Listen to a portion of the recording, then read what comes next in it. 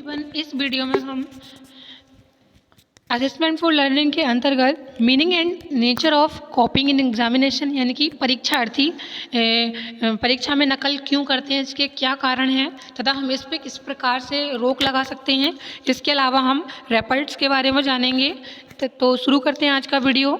परीक्षा में नकल का अर्थ एवं स्वरूप, meaning and nature of कॉपिंग in examinations. परीक्षा में नकल करके प्रश्न पत्र में पूछे गए प्रश्नों का उत्तर लिखना, ये एक ऐसी अनडिज़रेबल प्रोसेस है जिसपे क्या होता है कि हमें शीघ्र जल्दी से जल्दी इस पर हमें रोक लगानी बहुत ज़्यादा ज़रूरी है।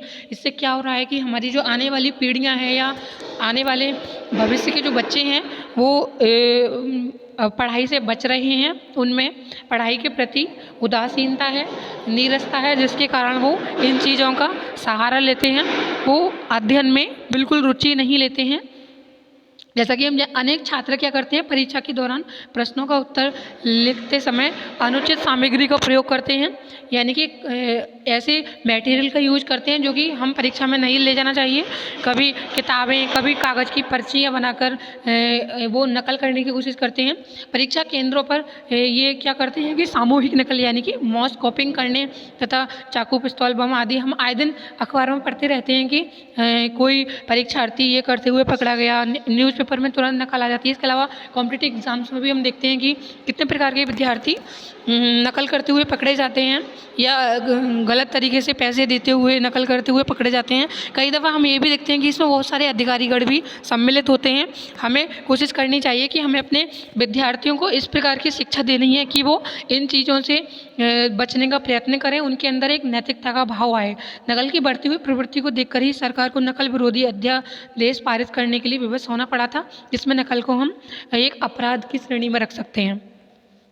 परीक्षाओं में नकल होना शिक्षा प्रणाली के उद्देश्यों को नकार देता है, लेकिन दुख की बात यह है कि हमारा समाज नकल की घातक समस्याओं का समाधान ढूंढने में बिल्कुल फेल हो रहा है। अध्यापकों का जो नैतिक बल है वो काफ़ी कम हो गया है, जिसके कारण छात्रों में ये प्रवृत्ति बढ़ रही है। वे स्वयं को परीक्षा के दौरान छात्रों को नकल करने से रोकने में स्वयं को असमर्थ पाते हैं। जो उनके गार्जियंस होते हैं बच्चों के, वो भी बच्चों के इस अनैतिक, अविधिक एवं हिंसात्मक आचरण को जाने अनजाने समर्थन देते दिखते हैं। नकल करने की बच्चों की जो प्रवृत्ति है वो संपूर्ण शिक्षा प्रक्रिया को काफ़ी करप्ट कर रही है या पॉल्यूटेड कर रही है। इससे एक बहुत विकराल स्थिति पैदा होने वाली है। ऐसी स्थिति में यह स्वाभाविक ही है कि परीक्षार्थियों में इस प्रवृत्ति को रोकने हेतु आवश्यक सुधार करने के लिए नवीन चिंतन किया जाए, जिससे नकल को रोका जा सके तथा परीक्षा प्रणाली पहले की तरह अपने अच्छे ढंग में आ सके। नकल करने की प्रवृत्ति जो होती है वो बच्चों में बहुत सारे कारणों से होती है। निर्धारित अवधि से अधिक समय लेना, consuming time more than allotted, यानी कुछ परीक्षार्थी तभी से पदों के उत्तर देने प्रारंभ करते हैं जब परीक्षक निर्देश दे रहा होता है, या कुछ परीक्षार्थी उस समय तक भी लिखते रहते हैं जब अन्य परीक्षार्थी समय सीमा समाप्त हो जाने के कारण अपनी उत्तर पुस्तिकाएँ यानी कि आंसर शीट वापस कर देते हैं। यानी कि अगर हमने परीक्षाओं में बच्चों को अधिक समय दिया है तो ये ज़्यादा पॉसिबिलिटी है कि वो नकल करेंगे। इसके अलावा हम प्रायर नॉलेज या पूर्व ज्ञान की बात करें तो कुछ स्टूडेंट ऐसे होते हैं जो व्यक्तियों से लगातार संपर्क बनाए रखते हैं, जो पहले परीक्षण दे चुके होते हैं, उनसे बातें करते हैं तथा उनसे प्रश्न का उत्तर जानने की कोशिश करते हैं। ऐसे लोगों से संपर्क बनाए रखने में परीक्षार्थियों को पदों का पूर्व ज्ञान हो सकता है। इस दिशा में महत्वपूर्ण प्रश्नों का चयन भी सहायक सिद्ध होता है। यानी कि हमें ऐसे प्रश्नों को अपने परीक्षा में रखना है जो कि विद्यार्थियों को पहले से उनका आंसर ना पता हो, या हमें हर बार नए प्रश्न बनाने हैं, जिससे क्या होगा कि बच्चे नकल करने की प्रवृत्ति से बच सकेंगे। नेक्स्ट है साथी की कॉपी देखकर नकल करना, टू कॉपी फ्रॉम ए नीवर। यह एक ऐसा सबसे ज़्यादा चलने वाली विधि है। इसमें एक स्टूडेंट जो पीछे बैठा है वह अपने आगे बैठे वाले साथी स्टूडेंट की कॉपी पर देखता रहता है और नकल करने में सफल हो जाता है। कुछ स्टूडेंट अपने लेफ्ट राइट अपने साथ के स्टूडेंट्स की कॉपी से नकल कर लेते हैं, कुछ तो यहाँ तक कि देखते हैं कि वे अपनी कॉपी को ही दे देते हैं। नेक्स्ट है परीक्षा भवन में टिप्पणी ले जाना, carrying notes in the examination hall. अनेक स्टूडेंट क्या करते हैं कि एग्जामिनेशन सेंटर पर क्या करते हैं, कुछ इंपॉर्टेंट क्वेश्चंस को लिख कर ले जाते हैं, उन्हें हम पर्ची की फॉर्म में ले जाते हैं। लेकिन ऐसे निबंधात्मक प्रश्नों को परीक्षाओं में अधिक संभव होता है, क्योंकि वस्तुनिष्ठ प्रश्नों में प्रश्न इतने अधिक होते हैं कि उनका विधि यहाँ उपयोग में लाई नहीं जा सकती। इसलिए हम कहते हैं कि ऑब्जेक्टिव मेथड या ऑब्जेक्टिव क्वेश्चंस ज़्यादा अच्छे होते हैं, ज़्यादा वस्तुनिष्ठ होते हैं, ज़्यादा विश्वसनीय होते हैं, ज़्यादा उनकी वैधता होती है। इसके बाद मिथ्या उत्तर देना या फेकिंग। ऐसा व्यक्तित्व परीक्षणों में होता है कि विशेषकर प्रश्नावलियों जहां परीक्षार्थी अनुकूल प्रभाव डालने के लिए जानबूझकर असत्य उत्तर देते हैं या गलत उत्तर लिखते हैं। इन प्रश्नावलियों में अनेक प्रश्न ऐसे होते हैं जिनका कोई ना कोई उत्तर अवश्य होता है जो असामाजिक दृष्टि से मान्य हो। परीक्षार्थी इसी उत्तर को व्यक्त करता है, चाहे वह उत्तर उसके पर्सनैलिटी के अनुकूल हो या ना हो। शैक्षिक अथवा बौद्धिक दृष्टि से श्रेष्ठ व्यक्ति ऐसा करने में अधिक समर्थ होते हैं। प्रक्षेपण विधि में भी ऐसा करना संभव होता है, लेकिन बुद्धि परीक्षणों के बाद इस की संभावना अपेक्षाकृत कम रहती है। नकल रोकने की टेक्निक ऑफ चेकिंग कॉपी। नकल करने की प्रवृत्ति सभी परीक्षार्थियों में नहीं होती। कुछ परीक्षार्थी आदर्श प्रवृत्ति के भी होते हैं, जबकि अधिकांश परीक्षार्थी इस सुविधा से परहेज नहीं रखते। बहुत सारे परीक्षार्थी का उद्देश्य परीक्षा में सफल होना होता है। वे क्या करते हैं कि परीक्षार्थी अपने सामान्य तौर पर जिसमें सफल नहीं हो पाते उसमें श्रम नहीं करते, वे बहुत सारे साधनों को खोजने का प्रयास करते रहते हैं। परीक्षार्थियों की इस प्रवृत्ति पर अंकुश लगाने के लिए जो कठोर उपाय किए जा सकते हैं उनको हम देखते हैं। परीक्षण कक्ष में या एग्जामिनेशन सेंटर में छात्रों के बैठने की व्यवस्था उचित प्रकार से करनी चाहिए। उन्हें आसपास बैठने का मौका ना मिले ताकि वह एक दूसरे से प्रश्न ना पूछ सकें। एक ही एग्जामिनेशन सेंटर में एग्जाम के कम से कम एक समान मानकीकृत 4 प्रतिरूप उपलब्ध कराए जाने चाहिए, जिससे परीक्षार्थी एक दूसरे से बात करके लाभ ना उठा सकें। परीक्षण कक्ष या एग्जामिनेशन सेंटर में 40 से अधिक परीक्षार्थियों को ना बिठाया जाए। साथ ही इन परीक्षार्थियों पर 2 कक्ष निरीक्षक नियुक्त किए जाएँ। कक्ष निरीक्षक अपने उत्तरदायित्व का निर्वाह पूर्ण निष्ठा एवं ईमानदारी से करें तथा कक्ष में घूम कर बारीक से निरीक्षण कार्य करें। परीक्षार्थी की सघन तलाशी कई बार ली जाए। प्रथम निरीक्षण कक्ष में प्रवेश करते समय द्वितीय 1 घंटे के अंतराल के बाद तृतीय परीक्षण काल समाप्त होने के आधा घंटे पूर्व। इस व्यवस्था से परीक्षार्थी हर समय चौकन्ना रहेगा तथा नकल करने का प्रयास भी नहीं करेगा। स्थानीय प्रशासनिक स्तर पर उड़ान दस्ते की व्यवस्था की जाए और जो कभी भी परीक्षार्थी की तलाश लेने की स्वतंत्र अधिकार रखते हों। बाह्य उड़ान दस्ते को इस कार्य में संस्थान पूर्ण सहयोग प्रदान करे तथा उनके प्रति आभार व्यक्त करे। नकल करने की हर संभावना का पता लगाया जाए तथा इस प्रवृत्ति पर कठोरता से अंकुश लगाया जाए।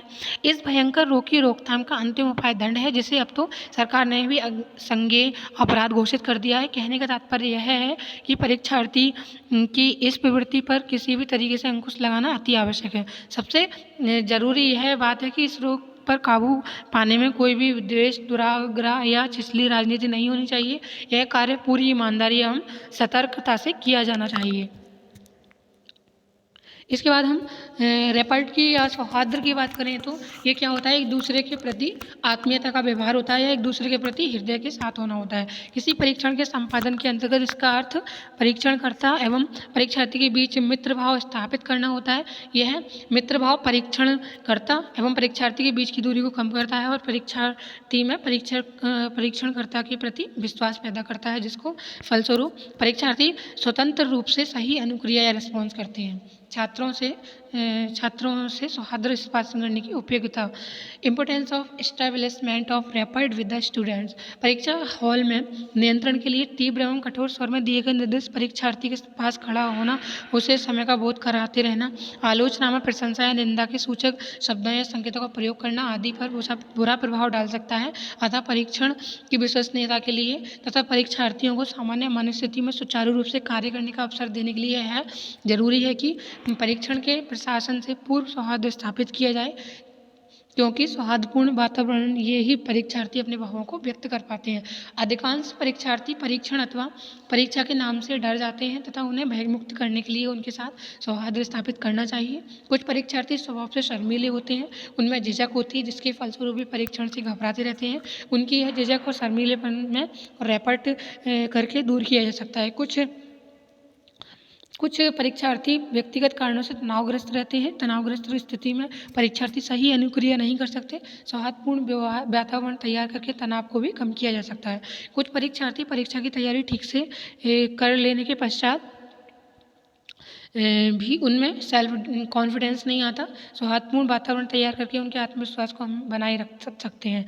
कुछ परीक्षार्थी सामूहिक रूप से अस्थिर होते हैं, अर्थात वे हड़बड़ाहट में रहते हैं। ऐसी स्थिति में वे ना तो परीक्षण निर्देशों को सही ढंग से समझ पाते हैं और ना ही परीक्षण निर्देशों को सही ढंग से समझ पाते हैं और ना ही परीक्षण पदों को।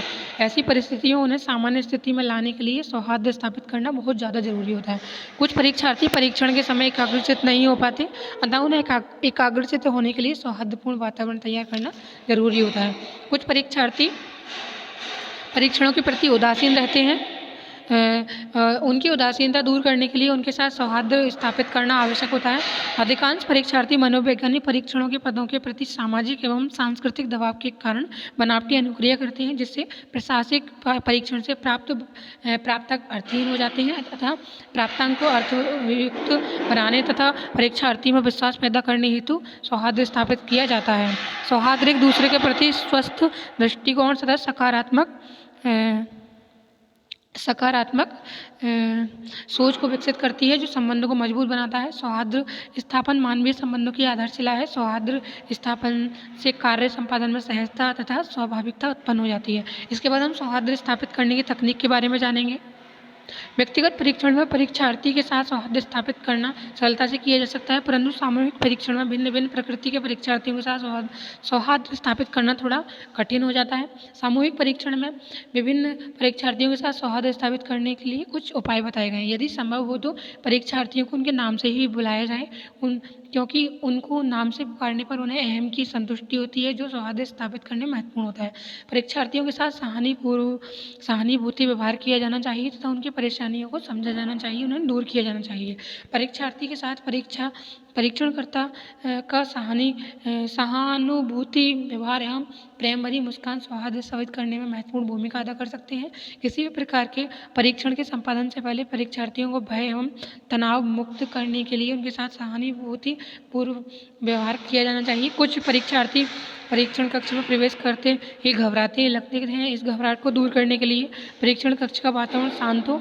परीक्षणकर्ता एवं कक्ष निरीक्षकों का उनके प्रति व्यवहार सहानुभूतिपूर्ण होना चाहिए।